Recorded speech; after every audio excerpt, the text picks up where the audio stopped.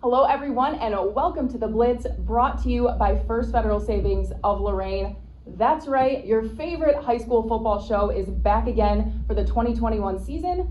I am your host, Marissa McNeese of the Chronicle Telegram and WEOL, and I cannot begin to tell you how excited I am to be back in the Chronicle Telegram studios, bringing you everything you need to know about the upcoming high school football season.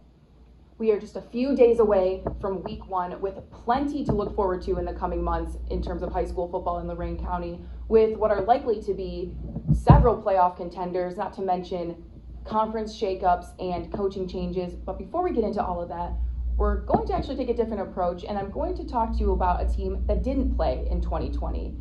Last year, in order to account for health and safety protocols around COVID-19, the OHSAA had to make quite a few changes to the football season. Rather than our normal 10-game regular season, it went to 6, and instead of computer points determining who makes the postseason, anybody who wanted to try their luck could continue on in the playoffs. The other option was forego your fall sports season altogether. In Lorain County, all of our teams decided to continue on and play their fall sports seasons except for the Lorain Titans. After much consideration, taking into account COVID-19 and all the risks associated with that, and traveling as a member of the Lake Erie League, a lot of those teams are not local. So taking all those factors into account, Lorain Athletic Director Brian Corey decided to cancel the fall sports season at Lorain. At the time, it was pretty big news. The Titans had a new coach after Dave McFarland had decided to step down. Of course, everyone in Lorain County knows the name, Dave McFarland, so big shoes to fill in Lorain, and unfortunately, we did not get to watch the Titans play football in 2020. Now, heading into 2021, Lorain taking on Olmsted Falls, its first game since 2019, with, once again, a new coach. Titans will be led by Damian Creel coming over from Beechwood. Creel led the Bison to their first playoff appearance in 11 years in 2019. They continued on in the playoffs in 2020. So 2 straight playoff appearances from Beechwood, brings a lot of experience, really well respected in the community. And I know there's a lot of excitement surrounding Lorain this season.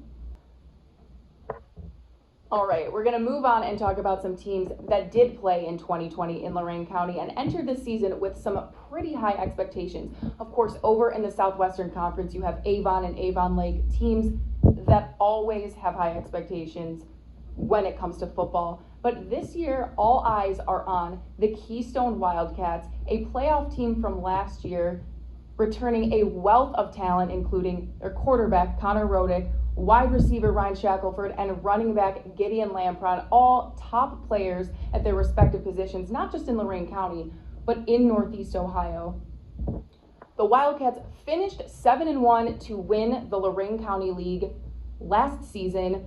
Again, we mentioned all of those names they bring back. Ryan Shackelford, someone who won a state championship this past spring in the long jump, finished 4th in the 100 meters. This is a team everybody will be looking to in that Lorain County League that's filled with plenty of good teams. You have Firelands, Columbia, Black River, all teams that finished with over 5 wins last season. When the Lorain County League first was formed, there was a few questions. How talented would this league be? How competitive? And I think we've seen in the past few seasons, this is a conference that can produce playoff teams, and we're seeing that in teams like Keystone, Firelands, Columbia, like we mentioned. So that is going to be a conference to keep an eye on in 2021.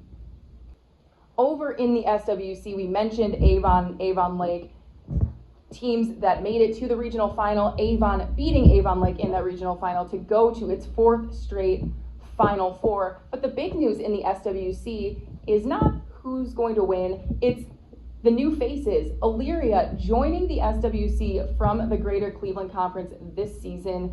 It's a move I know Elyria is excited about, coming over from a really competitive conference where you face teams like Menor, Medina, Brunswick. Now you play in the SWC, you're more local, and I know after a couple tough seasons, the Pioneers are really excited to get going in the SWC and see how they can hold their own against some of these Lorain County teams.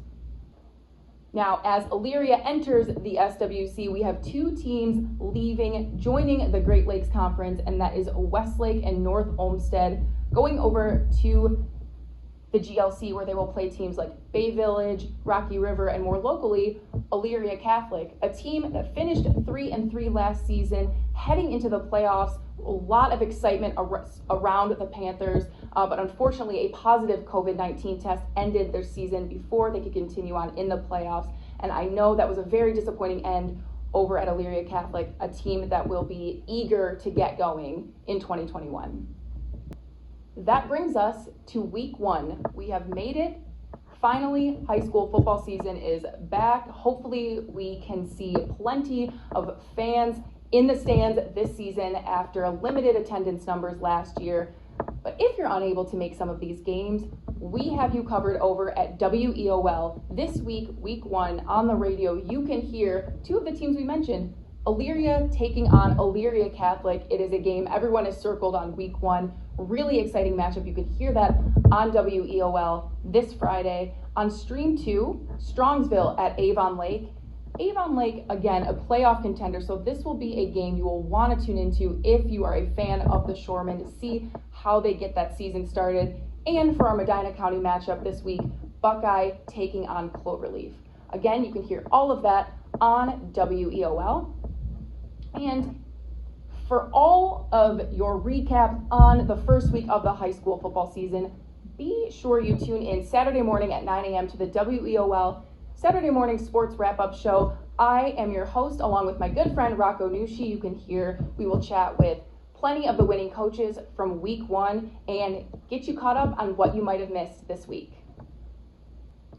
That's going to do it for us this week here on The Blitz. Of course, a big shout out to our sponsor, First Federal Savings of Lorain, and be sure to pick up a copy of the Chronicle Telegram this Thursday, August 19th. It is our annual football preview section. Our reporters have you covered, led by our football beat reporter, Sean Bennett. Plenty to read. There are schedules, radio broadcasts, all kinds of previews, team capsules. You won't want to miss it, and you can find that this Thursday, August 19th. And until then, we will see you next week for The Blitz.